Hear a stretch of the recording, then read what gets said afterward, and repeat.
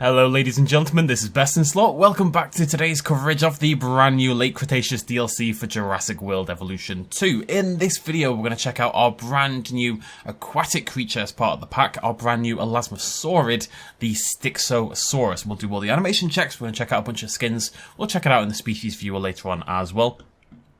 And that's enough dilly-dallying, let's get started. So I'm going to release, this is the default skin that the game provides. Let's check out this exit animation.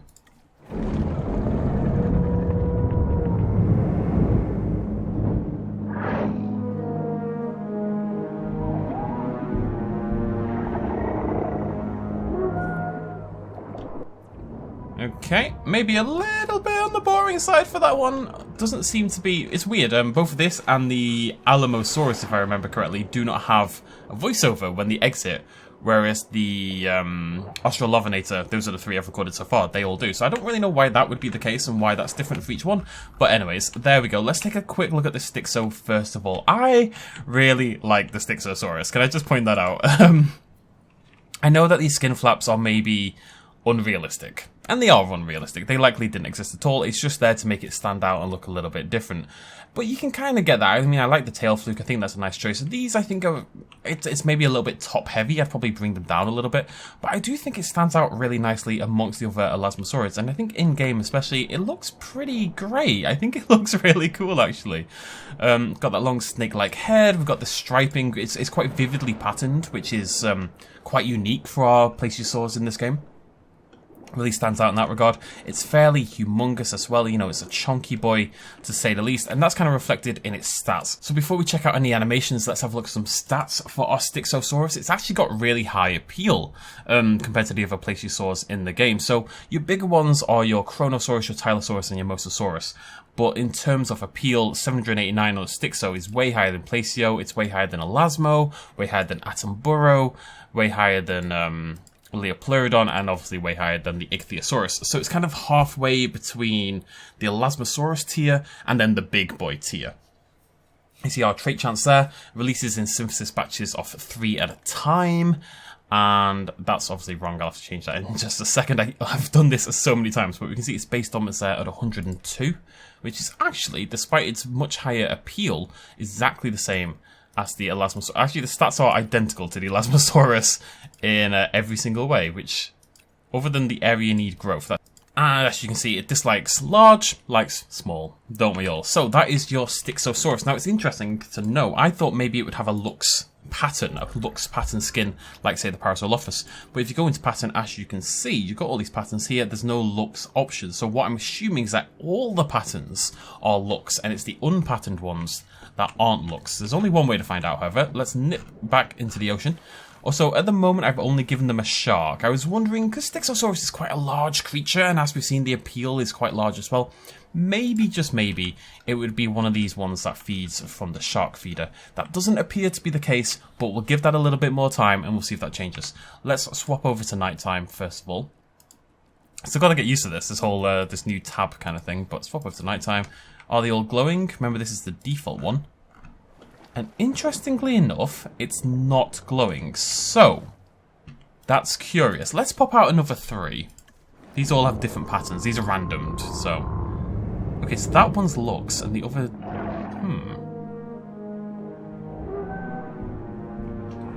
Oh, I love that, though. We've got multiple lux... That looks great. Yeah, multiple lux patterns. So this is... Pulcrana. I suspect what goes on here, then. Because that one, the other one that isn't lux, is also a default one. Can't click on bloody things. That one's Pulcrana, that one's Paparana. That's our patternless one. Actually, it looks really nice without the pattern as well. It works really well on both. I find the design really interesting. I know some paleo people aren't necessarily thrilled that it's pushing the boat out a little bit, and it is inaccurate. You know, they would not have had skin flaps like this in all likelihood. But I think that's okay. Oh, I really like that black and blue. That's very cool. I think this is a nice middle ground between a tame, realistic design and the craziness that is, say, the Elasmosaurus. You know, there has to be a middle ground between the two, and I think the Styxosaurus branches that gap really nicely, personally. Everyone will have their different opinions, but for me, this is potentially my favourite creature in the pack, I've got to say. I'm a really, really big fan.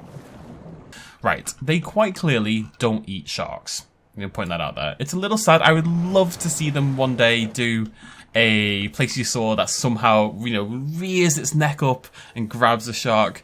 It might be unrealistic, but who cares at this point? Let's just lean into it. I think that would be really, really cool. But that's not the case today, so we're going to add a fish feeder.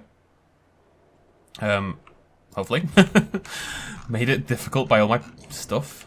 There we go, pop out. It is hilarious to me still that this thing, right, it pops out this lovely swarm of fish, as you can see, a shoal, as you might call it. And then when you click it again, dispense once now, it pops out a singular fish. Just that single tuna, or mackerel. It looks like a mackerel, actually, to me. Alright, see if we can get some hunting recorded. There you go. It swoops by, grabs them all in its big old mouth. See if we can get a little bit more. I think part of it as well with the lagoon creatures is, it's not, because people say, oh yeah, you know, these creatures are really interesting, you don't need to. I saw this discourse on Twitter, and I totally understand why people have different wants for this game. You don't need to make them all look different from each other, yada yada, they're just exciting on their own, but I think when you're trying to sell a game to a wider non-paleo audience, and the majority of people who play this game are not massive paleo nerds, that's just the way it is, you kind of need to differentiate your creatures a little bit, otherwise I think people get bored / confused. And you also want them to have like a unique silhouette, and I think the Styxosaurus does that really well as well. I don't know, I'm pretty happy with it personally, but yeah, it's okay that everyone's got different views. It'd be a bit boring if we all thought the same, eh? I'm looking for one that's hungry, because that one will assumedly eat pretty soon. Oh yeah, there you are. Right, you, buddy. I really like this one. This black and blue looks fantastic. Did you use to eat? Yeah. You really snuck that one in, didn't you, pal? You really snuck that one in.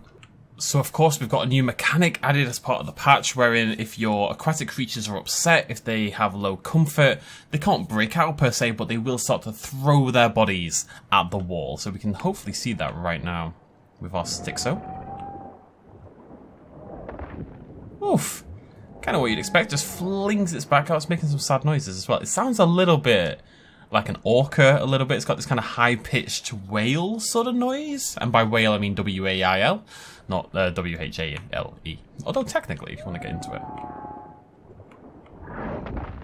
Just flings its body to the wall. I've got to say, it's quite upsetting, especially with the noises it's making, which do sound distressed and upset, and it reminds me of watching Free Willy.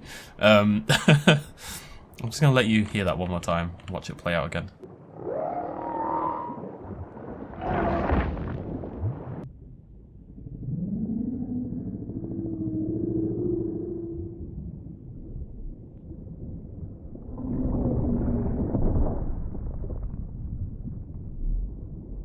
There's also a kind of gurgling noise to it, this kind of...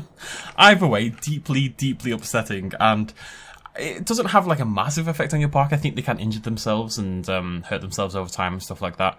But it's not nice to watch. And actually, I think making something emotionally affecting more than gameplay affecting is actually a much better way to get players to react. So I think that's really effective and a good change for the game. So I'm going to turn all this back off. And what we're going to do is we're going to see how the Styxosaurus handles battling against a few other marine reptiles. There's not much else we can do for the aquatics. They don't have social animations, which is a bit of a shame, really. That'd be a really cool thing to add sometime. But we'll see what goes on here.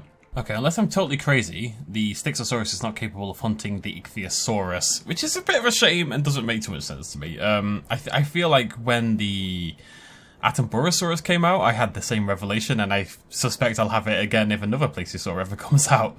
But, you know, they're on top of each other right now. Actually, it's nice. It's like a little buddy cop movie kind of thing. It is starving to death once again, and it's just showing no interest. So I'm assuming that is the case. Unfortunately, they don't interact. I've got something to say about all that. We'll talk about this a little bit more at the end. But I'm going to pop out an Elasmosaurus, a default Elasmosaurus, and see how these two stack up. I'm curious about size as well. Elasmosaurus is definitely thicker. You can see it's chunky. It's very, very chunky, actually. Oh, it is bizarre looking, isn't it? Yeah, I don't know. Styxo's a little bit weird, you know? It's maybe not completely accurate, blah, blah, blah, but if Elasmosaurus is the top end of the scale, then Styxosaurus is a very, very long distance away from that. I think it looks cool.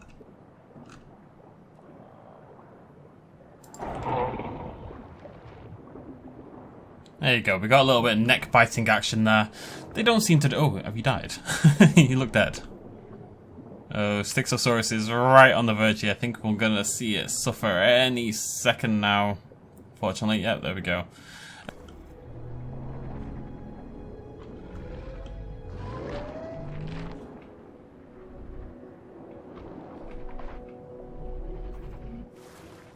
Well, that was a little upsetting.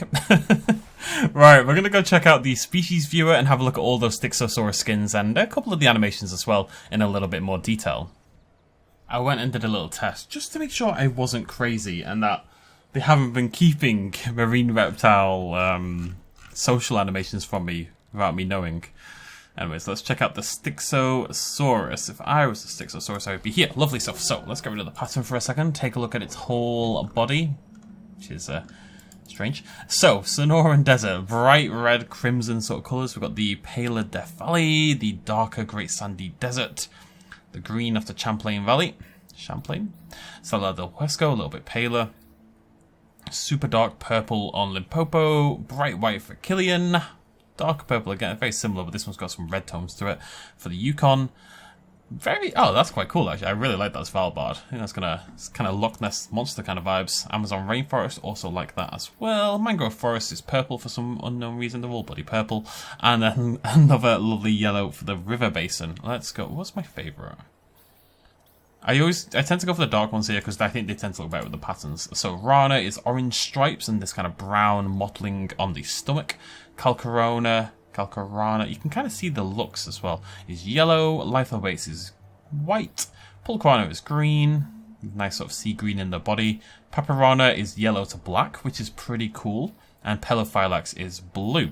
Now, of course what we can do as well, Speedy, meow, lovely, but we can also make it nighttime, I believe.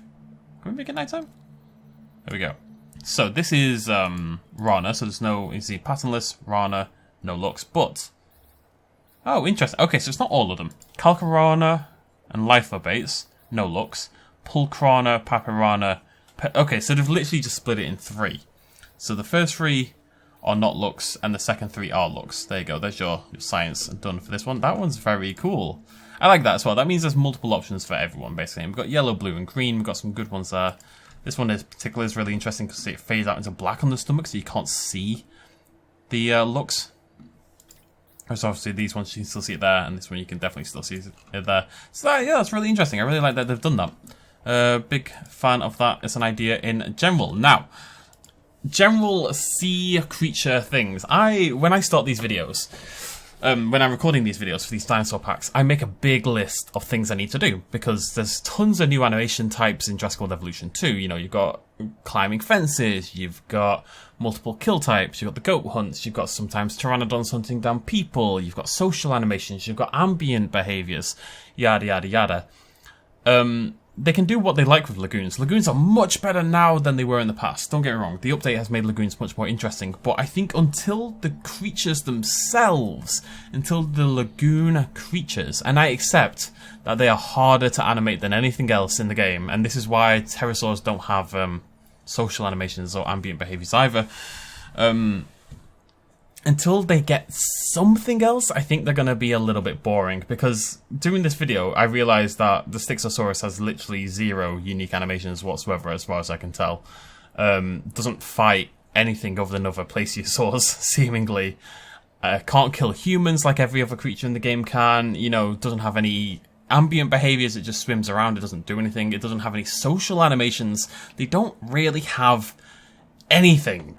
And it's really only now that I've kind of come to this conclusion that that's maybe why I don't care too much about the lagoon creatures. Now, the lagoon decorations are definitely a good step in that direction, but I think this is maybe something that needs to be looked at.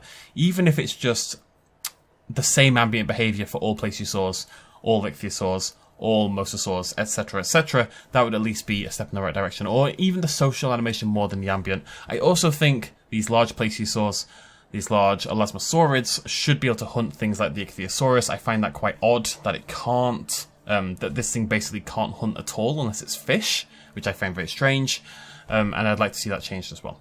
I'm not trying to be annoying. I really, really like the Styxosaurus. I think it's a really, really cool design. I love how it looks. I think it looks phenomenal. Big fan of it. Love the colours, love the pattern, love the design.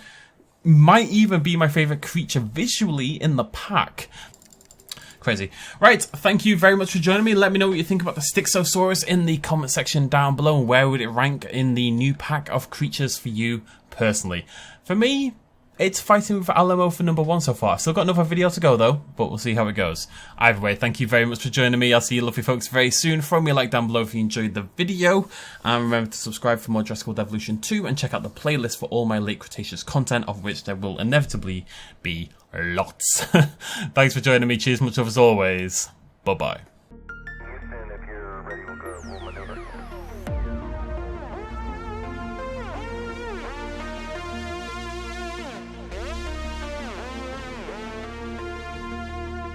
Reaching out.